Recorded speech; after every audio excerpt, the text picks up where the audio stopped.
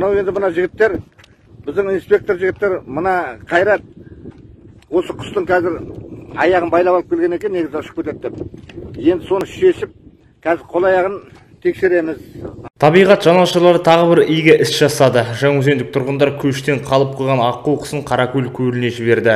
Әуесқой түсірілімде көрсетілгенде аққу құсы өз үйінен адасып жалғыз қалған. Куәгерлердің айтуынша сирек кездесетін бұл құс Бейнеу ауданына қарасты Боранқұл жерінен табылған. Сондай-ақ бейнежазбада құсты тасымалдау барысында оның саулығына ешқандай зиян келмегендігі айтылған. Сымбатты құс өз тобын тауып, оларға қосылады деген ниетпен табиғат жанашырлары аққуды Қаракөл көліне жіберді.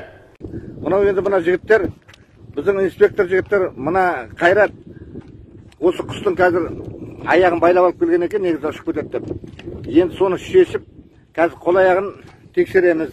Очередное спасение братьев наших меньших Мангостау. Жители Жанаузеня и инспекторы природного заповедника спасли и выпустили в естественную среду обитания лебедя, а именно в озеро Караколь. Птица была одна, и где его стая неизвестно. Пернатый не болен, при осмотре травм не зафиксировано. К слову, это не первый случай, когда жители области находят и спасают диких животных. Недавно внимание общественности привлек гуляющий на набережной птенец кучерявого пеликана.